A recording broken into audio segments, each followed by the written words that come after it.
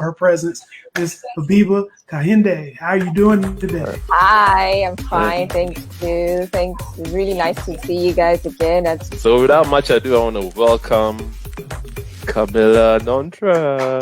Yay! Oh my goodness. I should come to you every day when I'm feeling when I need Correct. This is Sudan. Wow. Sudan. Believe it or not, Sudan has more pyramids than Egypt. Interesting. Begin to think in a Pan-African way, because they now see that their conditions are not just about that local space, but the condition is linked to all of the other.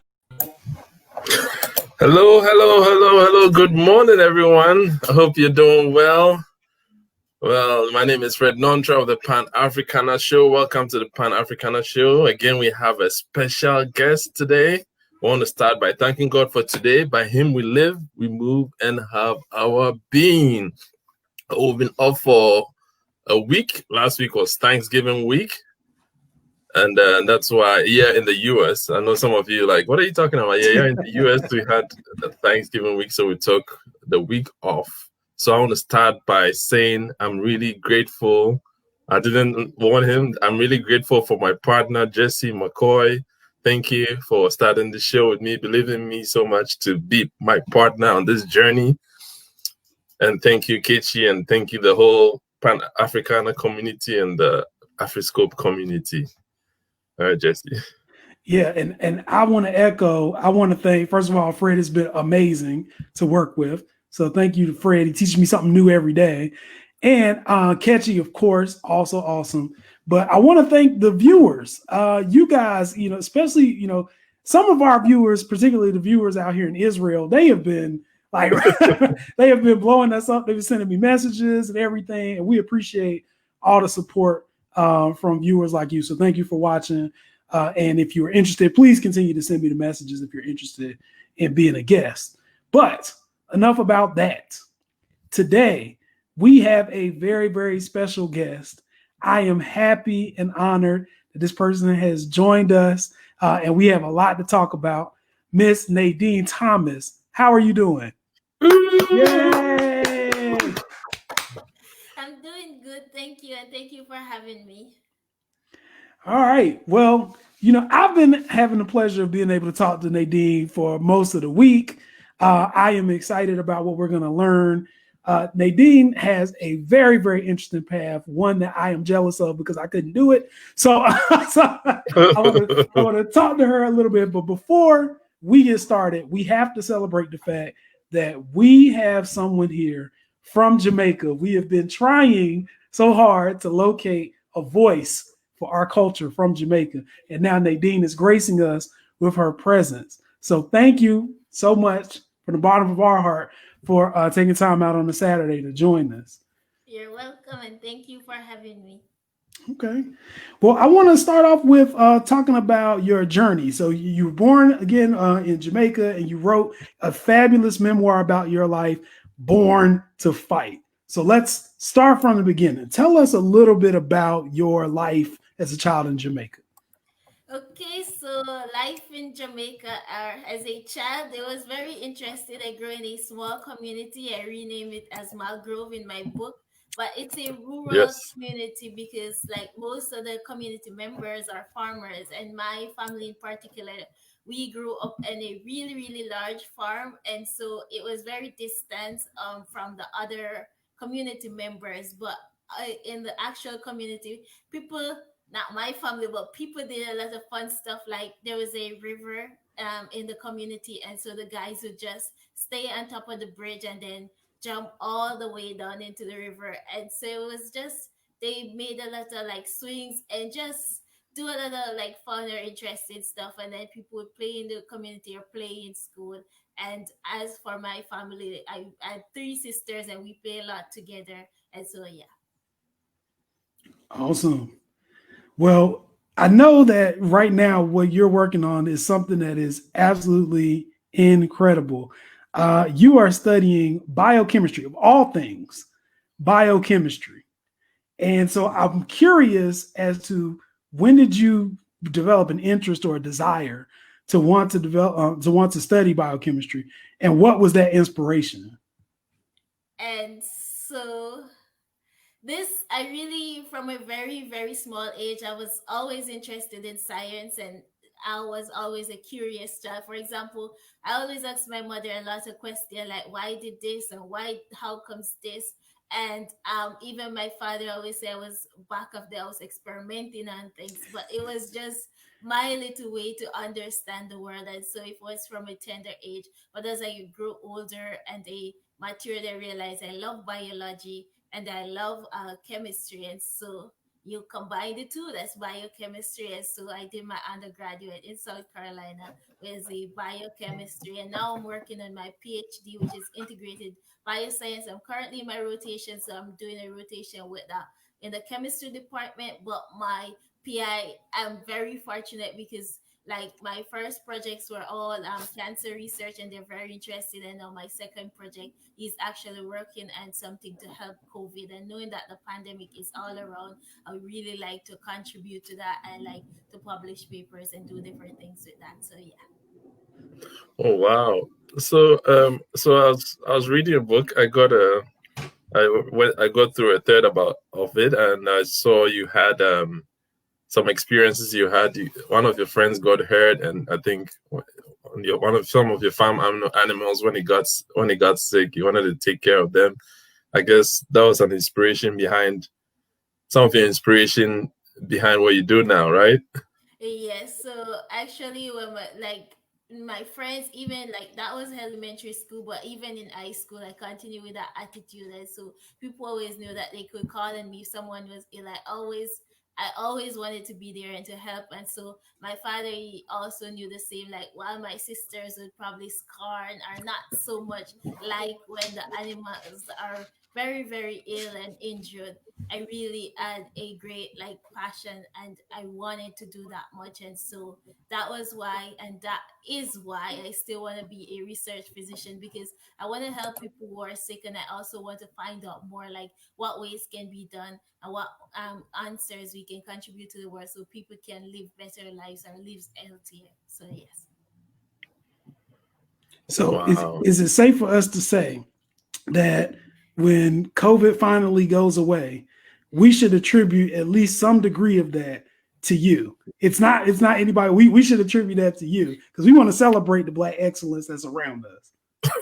Well, I would take all of the compliment, but I have a wonderful PI, and so I am learning and I am contributing. So I am really, really happy that I am able to contribute to such great field and to such field that it's really, really needed, especially at this time. And so I'm really happy to contribute. So yes.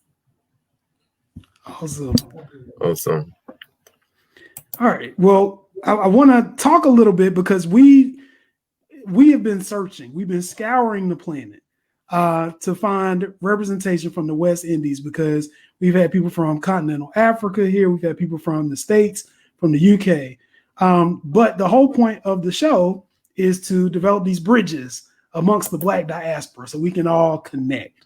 So I want to know, first off, kind of how do you feel Jamaica and Jamaicans generally see themselves as part of this Black diaspora?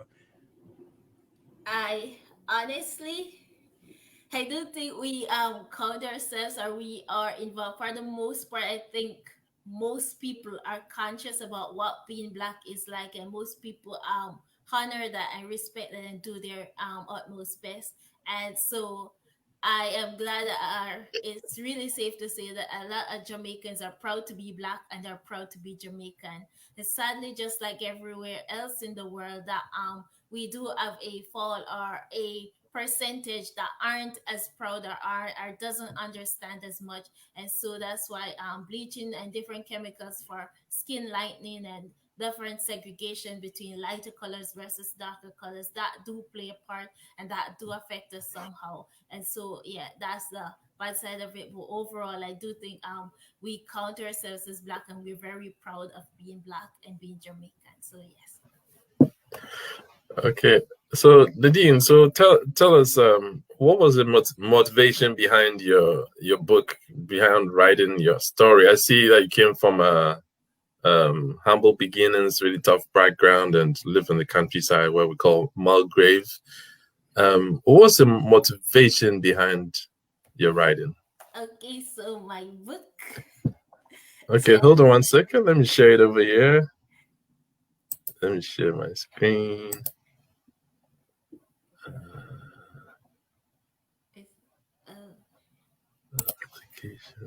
Okay, hold on 1 second. Amazon. Share.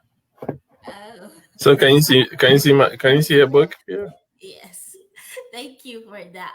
But actually, to answer the question, what was the biggest motivation? Usually, so as I said, started in Jamaica. I was a few of my high school friends and then other Jamaicans. We also had the opportunity to pursue our degree and in United States of America, South Carolina. So we had a house, we call it Jamaican house. But of course, our Africans, Caribbean, and American friends would come over and just to hang out, like when we're done studying and just to de-stress. And at that time, I used to just tell them stories about like growing up. And it was when my Jamaican friends are like, you can't be the same age with us. And then they'll be also, are you really, we can't be from the same place. And how could you be doing all of this?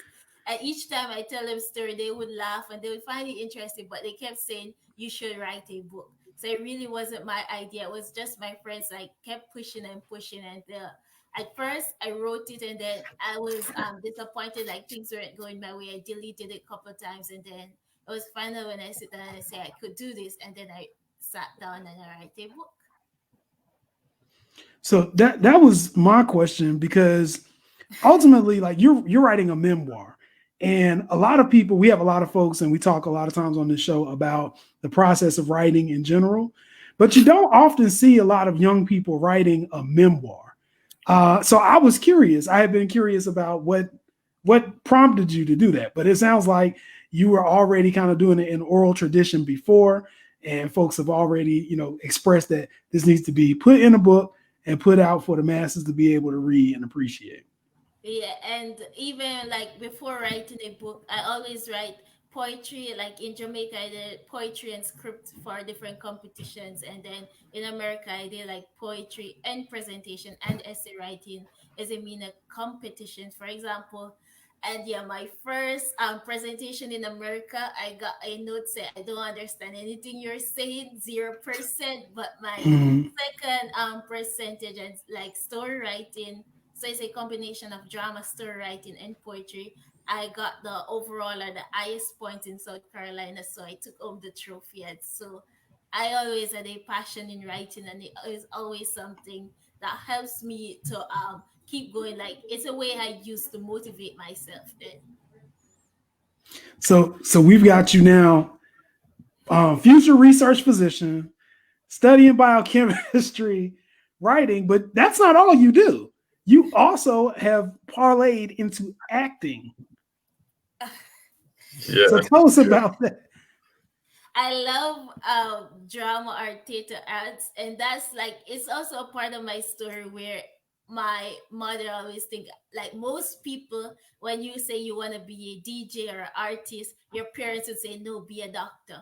But my case was the opposite.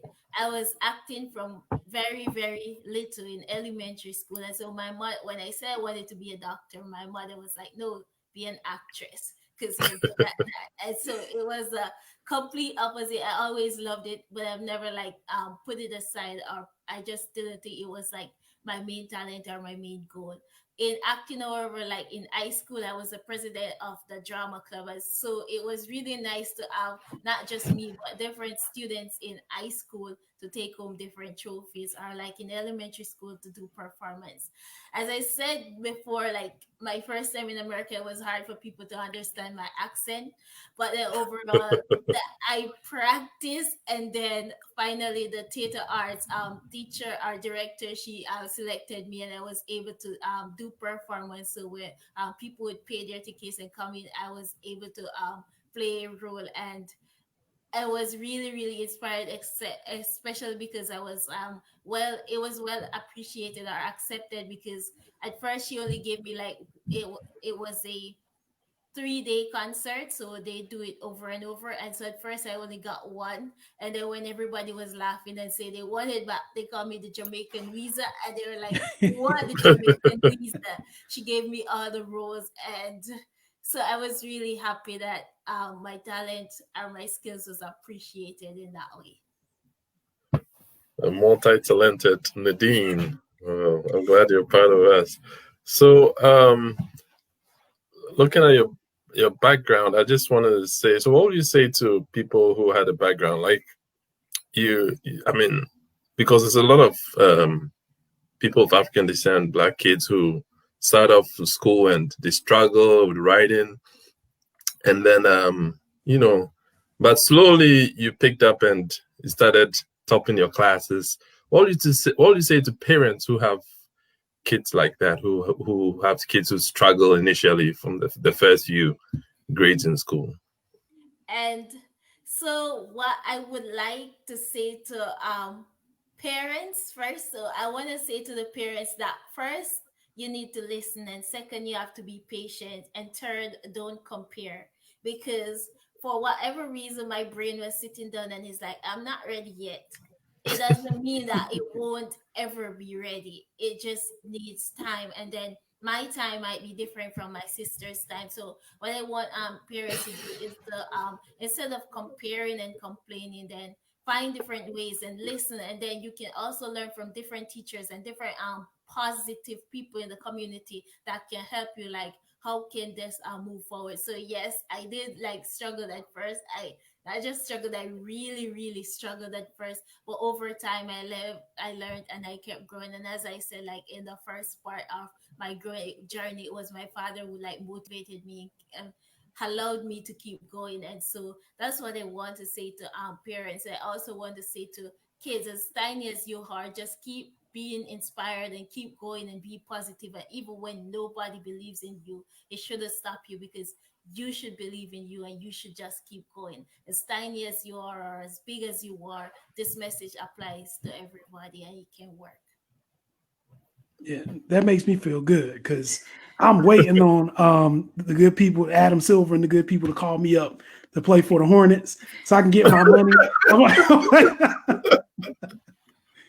Trying to get my money. So I want to talk a little bit, because I know we're going to come at you with the Jamaica questions, because I'm sure a lot of people have these questions. But one of the things that we always notice, if nobody knows anything else about Jamaica, they know you all kill the world when it comes to track.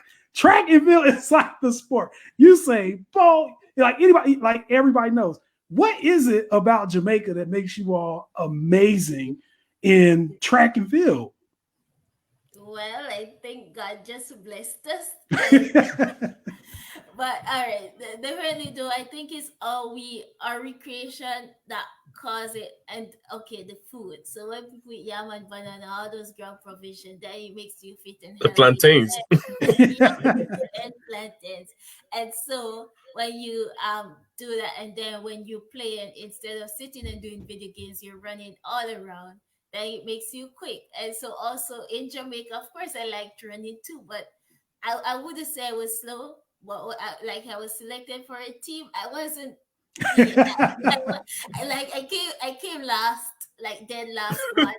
But when I went to Philippines, I had the opportunity to run. It was just like trying out for a track team. I wasn't taking it serious or anything. But of course, I ended up with the fastest time. And so, Wow. That is awesome. So there's an interesting one of my favorite athletes before Usain Bolt came. I realized you had a relation. She doesn't want me to go there. No, you can go ahead, because. Oh, okay. So reading your book, I saw you had a crush on Asafa Powell, and he was one of my favorites. And I remember he anchored one of the races. I think it was 2012, I believe, Olympics, where Usain gave him the anchor. Yeah. So could you talk a little bit about that? Well, it's cool. it's We cool, like to have fun on the show. They're not all serious. I know, but yeah, it's cool. Like seriously though, like my friends, they'll always pick somebody, but the person is always in the class or in the school. And I think they were like expecting that from me. But then already had all the newspapers, like my sister like saved them for me, and I would like cut them out and like paste them in my book because I really liked him. What I liked about it was how humble he was with his talent. There are a lot of guys that could run in Jamaica, but as soon as they get to the top, like where he was, they were all hyped and like very showy in like their talent and their skills. And I think that he was like a good role model to follow. And beside that, he was just handsome. Simple.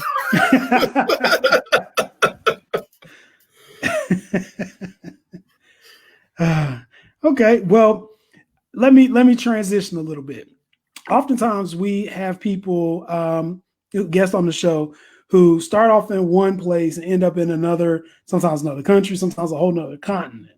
And we always like to talk about this kind of transition.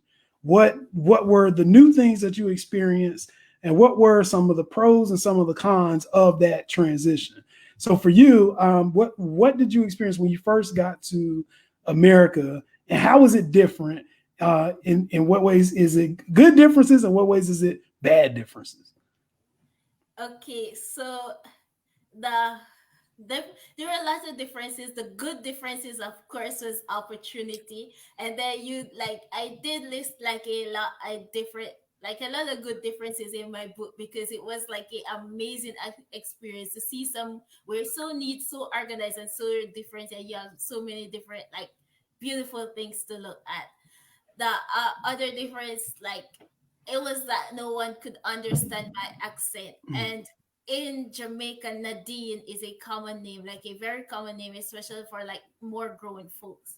And then America, people were telling me, "Oh no, your name is Nadine. You didn't name me." So I was like, "How you did?" Nadine. And then I had even one professor that spelled it NAD. What is that? And I'm like, "How can you not know?" And so it was like those were like the smaller differences. One of the bigger differences though is like in Jamaica, people aren't as sensitive, and so we laugh a lot and we joke a lot. And so if you're really a tall guy, we say tall guy, and if you're a short guy, we say shorty.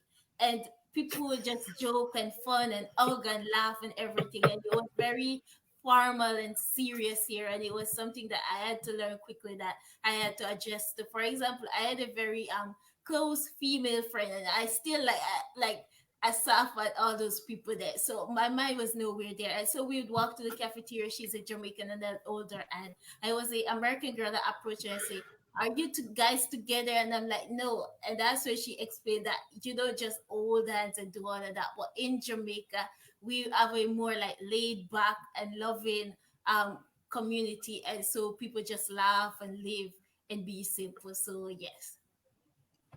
Okay. I have to say it's like that in Ghana too. Like, when you hold in a female's hand, everyone just, it's automatic. Oh, you must be in a relationship with someone, but it doesn't necessarily mean so. You could be someone you grew up in childhood with, and just a show of affection, but it's not done yet. Once you do that, everyone assumes, oh, that's that's Jesse's girlfriend, that's Fred's girlfriend. That's how people get in trouble around. And then I have like my closest friends in school that I to study biochemistry because it was hard. You need more than one brain. And so my friend was from Ghana, my next friend from Kenya. And so we were really, really close, but it was really just to make sure that we all three of us were doing excellent in biochemistry. But people did assume, but by that time, like I'd already passed the stage and I already adjust that, okay, this is just their culture and you just have to ignore and keep going. So yes. Yeah. And I can imagine that there is some cultural shock anyway, not just going to America, but like South Carolina of all places. I can imagine some cultural shock as a Black person, as a Jamaican. I can imagine, and I'm kind of shocked. I would think that your name would be very common in South Carolina, but I know they would pronounce it different. They probably pronounce it with our Southern slang, our Southern emphasis on Dean as opposed to yeah. Well, I gotta tell our viewers, I don't want to keep this secret. Okay. I'm gonna tell the viewers why I am jealous of Nadine. I'm gonna tell you why. Okay. I'm jealous because I started this whole path because I wanted to be a biochemist.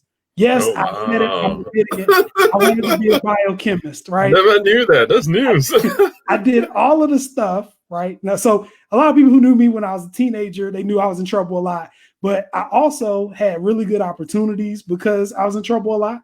One opportunity was I got to work for a guy at Duke University, of all places, who ran a lab, and he was a biochemist. And at the time, he was like, I just want to give a kid in the city the opportunity to come here and do some pipetting. And I did the pipetting, and he started teaching me stuff. And we worked on everything that you would hear about on the news, the cloning, PCR, ligation, all that stuff. And I was excited. And then the kicker, he paid me. Like, he paid me ridiculously obscene amounts of money to learn and do cool work. When he finished, he had me for 2 years. He sent me up to his friend in Maine, who happened to be the dean of Yale Medical School. And I worked with him at his marine biology lab in Maine, studying hepatocytes, which is just liver cells in skates, right? So I'm excited. I'm thinking, this is great. I'm going to be a biochemist. They both paid me like money I had never seen. I was able to take care of my family. And I get to college, and I take some chemistry classes, and quickly I realized it's not as simple as the pipetting and the cool stuff that I was working on. You have to be able to understand things like combustion, and I don't know that stuff. And I wasn't taught that when I was in school, and I felt bad. And sure enough, when my scholarship was in jeopardy, I was like, I can't keep playing this game. So I look at people like the dean, and I say, wow, this is what life is like. You see that smile on her face? That's genuine joy of knowing that you are brilliant. That is a joy. But it was a similar situation in my school though. Like, it was like the first day, and they said that we have one class of chemistry people, so all the biochemistry students, and it was full. And then like the first week, by the third week, it was just like 11 of us, and it was still like 2 minutes, so 9 people. And so that's when we realized that all of us, it was a really small class, so we had to stick together and each other and keep going. At the same time, I really think God gave each person their own talent and their own skill, because I could never be an attorney, and I don't see myself with that talent to speak quickly and think fast enough and make sense. So no.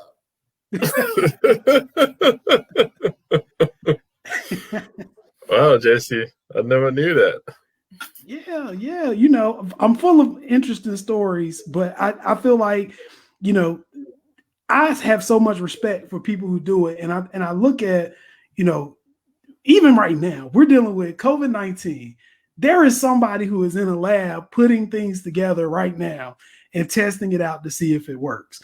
And oftentimes in mainstream society, we don't think about that. Like, we just go to the doctor and get a shot, or we just you treat it as a commodity. You don't understand the intellectual brilliance that had to go in, or the labor that went in to actually understand how to make this work, and more importantly, how to make it work and not kill you, right? So this is amazing. So anyways, I'm getting off track. I just always like to emphasize that, and we have not had a biochemist in the show. So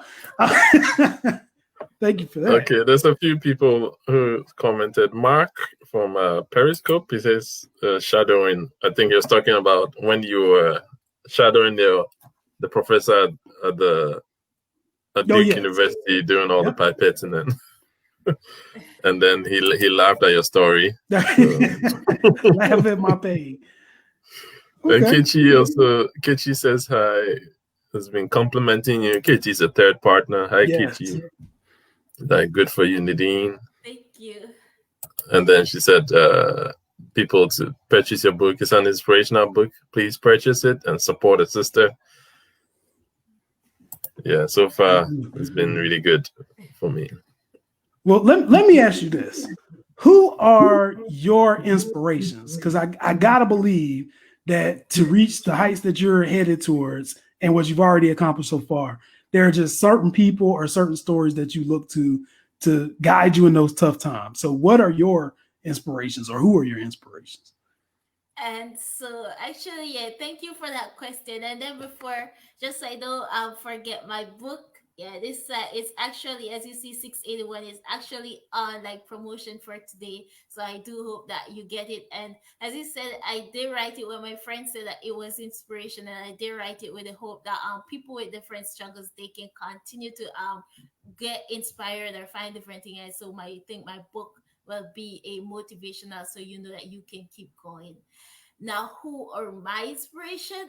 And so the main person there is a Jamaican that is a doctor, and he is a comedian, and his name is Michael Abraham. And so I find him as an inspiration because he made me realize that you could do both.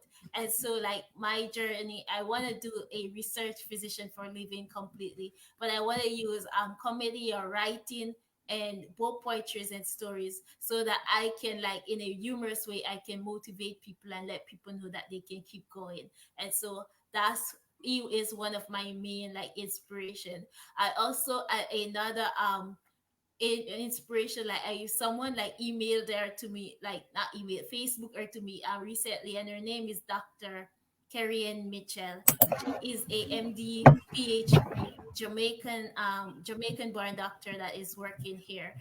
And I Wow. get so inspired by her because oftentimes when you meet people from the Caribbean, or you meet people who are doing great, not every time, but oftentimes you meet them, they'll be like, oh, and my grandmother is working in such, oh, my grandmother came here and she just, it was someone that was started from humble beginning, just like myself. And so she reminded me, and she was listing it like step by step. This is how I did it. This is what happened. I was just normal. Like, I think she said she was working in a bar before she came here and started working and started going to school, and she made it all the way up there. And so it reminded me that I'm on this journey and I can do it too, and not just me, but anybody who is inspired like me and who wants to go in the same path, that we can all do it. So yes.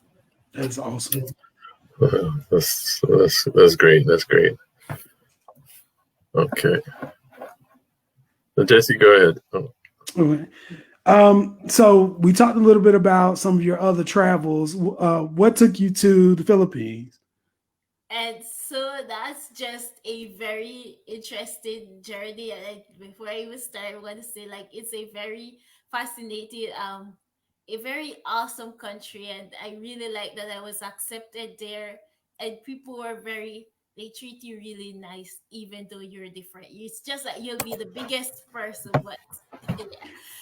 I went to the Philippines. It was a opportunity. Like, two sponsors just offered me to go to medical school there, but after they changed their mind, I realized that I had to keep going and I had to go on my own journey on my own. But that's why I went there. Why Philippines? Though out of all the entire countries in the world, I literally searched after I had the opportunity. I literally searched country by country, and that was one that had the cheapest schools there, and that's why, like, I chose that opportunity. Okay. And are there any other countries that you've been able to travel to? I'm hoping to travel to like Trinidad, South Africa, but no, just Philippines, America, like different parts of America, and my own country, Jamaica. Oh, wow. So any good places for jerk chicken in Orangeburg? Is that what you said? Like my friends, the Jamaican guys that were in like Orangeburg, they usually jerk us chicken. So all of us, like, we come over and we enjoy jerk chicken. So that's how we got our jerk chicken. But I'm not sure like where to direct you to find it. But it's always in Jamaica. If you go there, you'll have more jerk chicken than you can manage to eat, and you love it. Or some what do you call it? Oxtail. Yes. Yes. And rice and peas. Yes. Fried plantains. And fried plantains, yes. Yes. I know we we don't have that many here in San Diego, but I think there's more where Jesse's. Not too much. Not too Really? much. So we have spots, like I'll say in the area that we're in North Carolina, we have Jamaican restaurants, but they're not all Jamaican. So you gotta be real careful. Okay. The spots that people know about are the spots that aren't going to be advertising a lot. And it's just word of mouth. And I like it like that because you can build rapport with the people who work there. And if you get there at the right time, they're going to have plenty of stuff. If you get there at the wrong time, they might be out, right? Like it is what it is. But, you know, we like it because it's off the beaten path. And I think the problem is the places that don't use like authentic Jamaican cuisine, or even, you know, they try to substitute parts, whatever.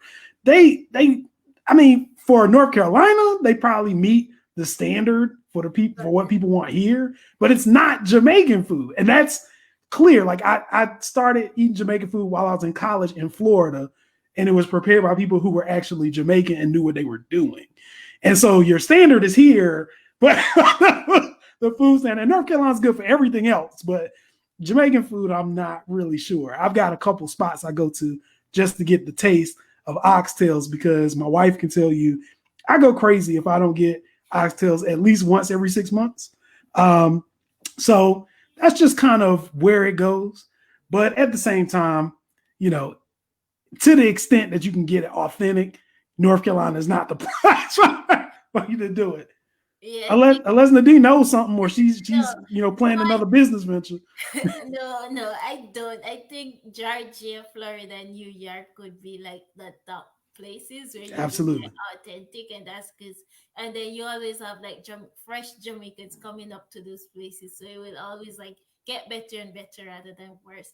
But I appreciate the world for like always trying, because they have 2 like Jamaican stores, Jamaican restaurants in the Philippines.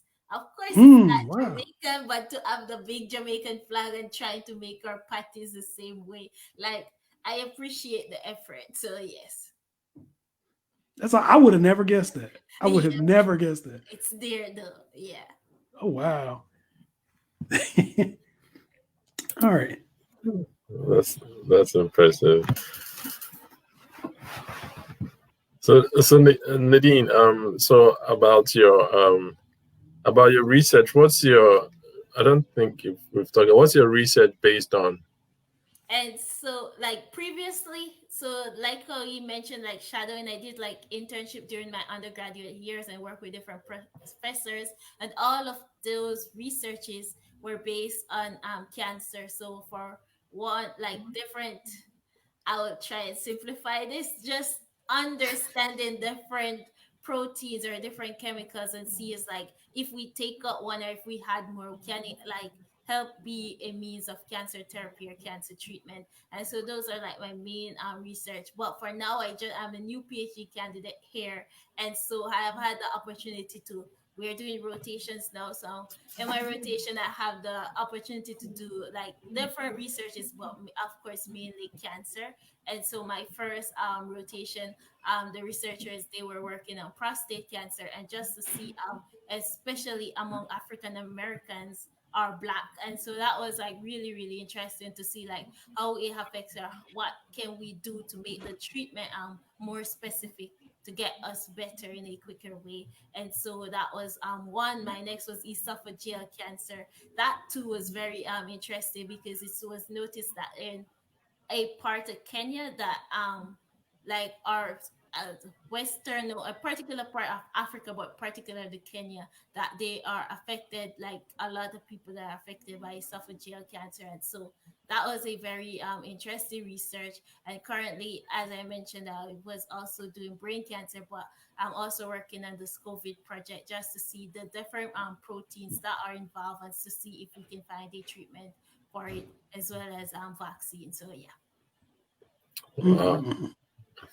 Protein synthesis. Oh man, that's a whole lot. You're doing such a great job. That's a lot of great stuff that will change the world. That will help someone one day. it might not be a few years now, but it might be 10, 15, 20 years down the line. But your work will go a long way to help millions of people. Absolutely. So with all this stuff that you have going on, with all these skill sets that you have going on, what is your plan for after you've won the Nobel Prize, the Academy Award, and the Pulitzer? Like, what is your plan after that? So you're putting me really high here, but as like my overall goal is like Dr. Carrie Mitchell. I want to be a research physician, so I want to like aid people in the hospital immediately, and then have a long-term goal where I sit and try and find out can my treatment or can my suggestion for this treatment work, and so research on it and continue to learn more. Beside that, as just for I say inspiration or for like I would like to be like a inspirational speaker, as I said. So I want to like continue with my writing and continue to do like public speaking, so that other people that are so people from humble beginning, they can know that it's possible to do great things, and it's possible to get there also. Because oftentimes when you see someone that's well dressed up and they're speaking really nicely, you don't feel like you belong, because you think that they didn't start from a humble beginning. Everything was given to them and they have all the opportunity. But I want to show them that it's going to be hard. It might take longer. It might take way more work than someone that had more opportunity than you. But the most important thing, or the end goal of this, is that it's possible. And you just need to get there and keep working. Wow. So just to transition, someone who I got really touched by in your book was Alana. So how is she doing? Yeah, good old faithful Alana. Are you pronouncing it with Arnella? Is it Alana? Your friend, one of your friends, Arnella? in high school. Yes, so the way you named it. Oh, Alana. There were two of them. There's Arnella and Alana. So I guess both of them. Okay. Oh yes. Actually, Alana is doing actually really well, and she wrote a book as well. I haven't like had a chance to like reach back to get in touch with her. Like I reached out, but I haven't had a chance to get back with her so I could see her book as well. But she's actually doing great, and she's in like Jamaica now. But Arnella, she's also doing great, and she is at Berkeley University, and she is also working on her PhD. So yeah. Oh, okay. Wow. Well, hi, official Sia. Sia is she's from, I think, Botswana, and she won one of our prizes. She won a few weeks ago. So she's saying thank you, I guess, for the writing. Shout out to Botswana. Botswana, yeah. How you doing? Fancy. But thank you as well, and yeah, congrats for her winnings. Yeah, she won an Amazon gift card. Oh, wow, that's nice. Yeah. So I want to ask a question, and this is the American in me, because I know there's always a problem underneath the surface somewhere. A lot of times the depictions that we get in America about what Jamaica is or who Jamaicans are is very distorted. And I was wondering if you've had any encounters or instances since you've been here of people who carry those distortions with them and have tried to use them, particularly because you were in South Carolina. So I'm just worried and concerned if that happened. Yes. So one of the main distortion is like being Jamaican. It doesn't mean that we all have marijuana. And we all Oh no! Tell me they didn't ask me that. and so not just one, and it's not just once, but one, two, more than like several times. The minute, why do you sound like that? Where are you from? Oh, I'm from Jamaica. Oh, do you have weed? No, I don't. It doesn't work like that in our country. And then like now it's more legalized and accepted, but even then people are very suspicious, and especially parents are very strict. And like Jamaica is a very community based like community. Like it's very like a close bonded community, I should say. And so, for example, if you're gonna do something, then several people gonna spy and talk on you. So because of that, most people don't just smoke and have a free time as they like as they think here, like they think it is here. It's not the same thing. And so don't Mhm. ask every Jamaican you see, don't ask if they have weed. They don't. And so just let us live and like enjoy it. And then the second thing, it was like just two people. So now I don't think every American or everybody in South Carolina think this. I only had this question like twice, but no, we didn't come here on a boat. Is Mm. there are people with the opportunity, but what we do like get opportunities, there are planes that's gonna fly from Jamaica to America, and we are going to ride in that plane and we are gonna get here. We didn't take a boat. So those are like my two distortions that I would like to clarify. I know people are going to still ask, but I hope that this helped in some way. That was perfect. That was perfect. I always get nervous only because South Carolina has a rich history of racism, and and so like I know, me being a black person in North Carolina, I lock my doors and drive as fast as I can when I go through South Carolina, just because I've seen enough civil rights videos to know it typically doesn't end well. No shade to South Carolina though. I think the people there, people there are great, but there are some people mixed in who are not so great. And I'm sure that sometimes they carry some of these preconceived notions about not just you for your blackness, but also you being not from their community and all that stuff. I did when I do like meet a lot of like strangers or encounters that are they were really nice and really open to like learning more about the culture in Jamaica. But what I would like to say on behalf of not for me but on behalf of my other like Caribbean friends is that like not all persons that doesn't sound Americans are automatically Jamaican. And so I think Mhm. Yeah. most of my Caribbean friends they struggle with that, especially if they're working with a Jamaican. So where are you from? They automatically assume Jamaica, even when like my friends would say, "No, I'm from Trinidad." Is Trinidad a part of Jamaica? No, it's not. It's completely different. So sometimes just try to be more receptive or more respectful of other people's culture. Try to be more like open or try to know more before saying certain things because it doesn't like help the situation. So yes. Absolutely. Yes, Wow. Nadine. I'm going to pronounce the name better. Nadine. Yeah, I got that too when I came here. So it's not just from those from the Caribbean, but like when you come from, you have the accent like I am from Ghana or from any part of Africa. Once you come and you have an accent. Oh, you sound like you're from Jamaica. Oh, really? I thought it's in Nigeria. Yeah. So that It's good that we're goes not. across. Yeah, I got that too. And then once you have an accent, it's just assumed that you don't speak English that well. Yes, So exactly. And sometimes we can do better than you are, but you just have to give us a chance and be more open. The minute you sound different, there's already this great assumption that you won't understand English and they won't understand you. I think that's something we can all bond over. I'm from here and I still get questions. Obviously when I talk, people can tell I'm from the southern part of the United States. But when I go up north to visit northern relatives, there is a preconceived notion that I'm dumb.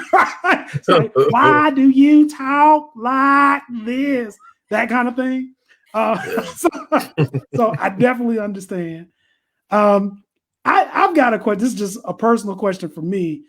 If someone per se wanted to visit Jamaica and enjoy themselves, what place would you recommend for them to go? I'm going to be biased and say Portland because I'm from Portland. Okay. okay. Most places in Jamaica, like once you go to St. Anne or Negril or Westmoreland, you will really like enjoy yourself. You just have to know what you're going for. So if you are going for nature stuff and just the like raft and the Rio Grande, like you can do that. There's a nice place where the river meets the sea, and so there are a lot of like rafting and different things. Or even if you're just going to take pictures, if you're going to the cave or the falls, then they're really, really nice place. And if you're going for food, then you can definitely go anywhere. And then one important thing is like whether you're black or you're white, whatever race, whatever culture, people are generally well like receptive and really, really nice to tourist people. So you definitely like have fun. So yes. Awesome. That's right. So what about so Portland, is it in the countryside? Is it mountainous? Yes. Yeah, it sounds like that. When a radio book, it sounds like I could imagine myself walking there and hiking and Yeah, but you like it. It's not like super hot. Of course, we don't have winter, but it's not like super hot. There's a lot of breeze and things that you can like, you'd enjoy walking and just enjoy fruits and all of that. Right. So Nadine said your message of hope. No, Nadine. Official Sia says, wow, the message of hope is much needed. So you're here inspiring people from around the world. And then Vova from Ukraine. Hi, Vova from Ukraine. Hey. So she's from Ukraine, is joining us from Periscope. Ukraine. Well, we grow bigger and bigger every week. I'm so excited. But yeah, this is awesome. I always love these opportunities for our audience to be able to see people from different places, learn about kind of the obstacles that you had to overcome to get where you're going, the accolades that you have, the successes that you have. And because I believe that a lot of people who come on the show, you included, this isn't the end for you, right? Like this is just the beginning. So I don't want people to be surprised when they see, Joe Biden tapping you to be on the transition team or whatever the case may be. I don't want people to be surprised. I want people to say, I know her. She's on the show. And I think that you have a bright future ahead of you with all of the stuff that you are doing. I think it's totally amazing. Again, if you all haven't gotten the book, Born to Fight, this is a book that was not written by Nate Robinson. This is a book that was written by Nadine Thomas. For those of y'all who saw the fight, I'm making fun of them. We put the link up. Yes, we put the link up. Nadine has already told you about the great discount that she has going for you right now.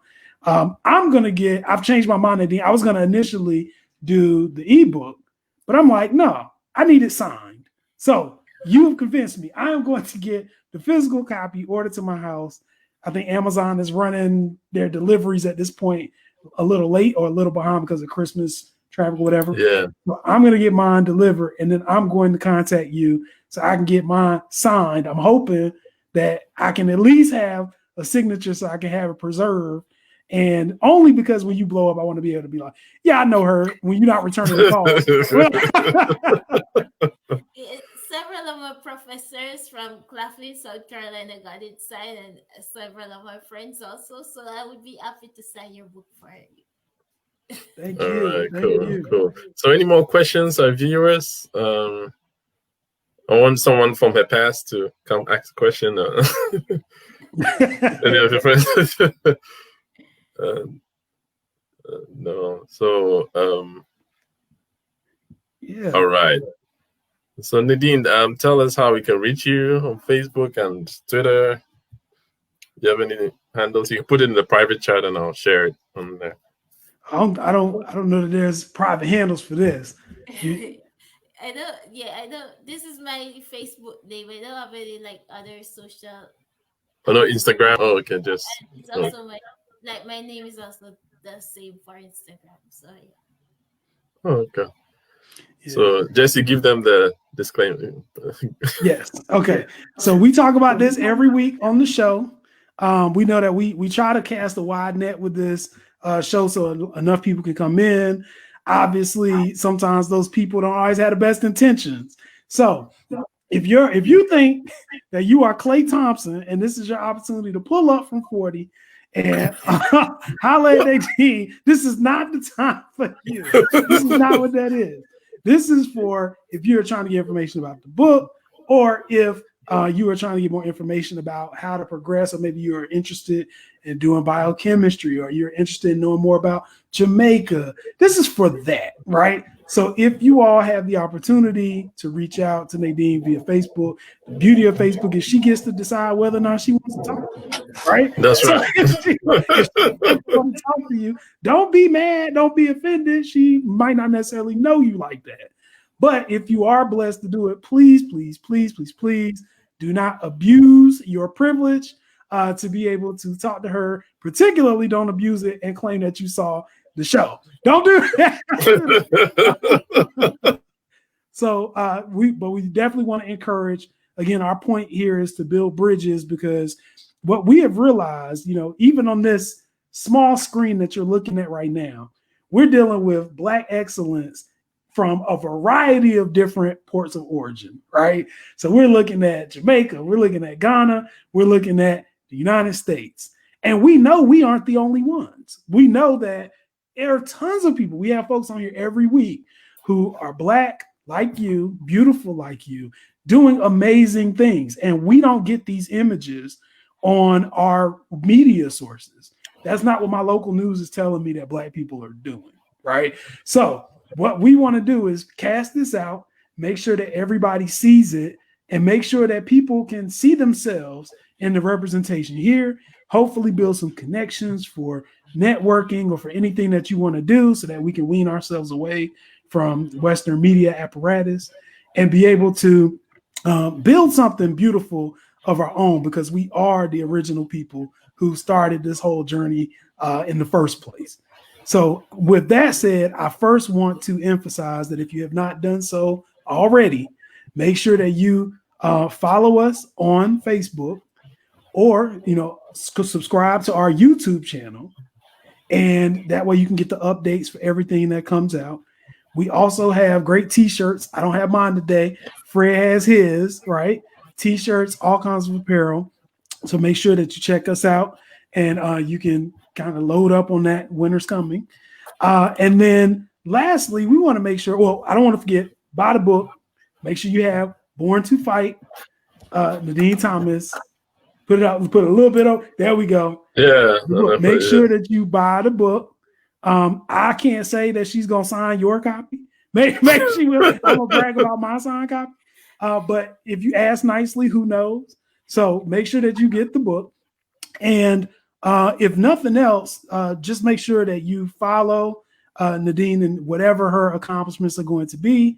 You are now part of the family if you are watching this, and you will see that she is going to grow and shake up the world. And I want you to be able to say you got in on the ground level and you knew this was going to happen. All right. So I want to thank Nadine for coming out, talking to us, spending time on Saturday at her busy schedule to make time for little old us. And as always, I want to thank my co-host, Fred, doing amazing work and amazing job all the time. And for anybody who, if you have messages or questions or anything that you didn't get a chance to answer while we were here, definitely feel free to reach out to any of us on Facebook, particularly Fred, myself, or even Ketchy. Reach out to us on Facebook, send questions. And if you're interested in being a guest, if you're Black and you're somewhere that we haven't talked about yet, and you say, look, I'm Black and I'm in Chile, I want to talk, shoot us a message. We want to connect everybody so we can all embrace the excellence of our diaspora. Nadine, any final words? And so my last comments first, I really want to thank you guys for having me. I really appreciate the chance to share about myself, my story, my journey, and my book. And the last thing I want to leave to the world, especially to the Black communities or those from humble beginning, is just to keep going. There are sometimes you might accomplish several, like you're doing a lot of things, and then you make one mistake or one bad fall, and then you hear so much negative about it. Don't focus on that.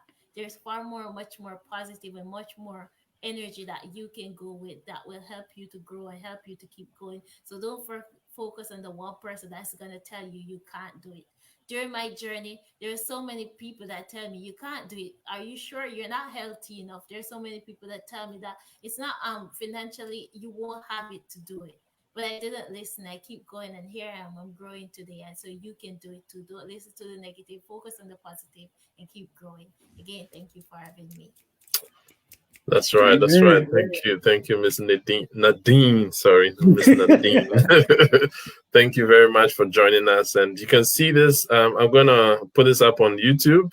So this recording is gonna be on YouTube, and So you can see if you caught us in the middle of this or you caught the tail end of it, you can see it on YouTube later today. So if you haven't done so already, please do so and subscribe to Pan Africana, our page on YouTube called Pan Africana. Okay, and also make sure you like our page. Thanks for joining us this Saturday. Have a good weekend, everybody. Bye.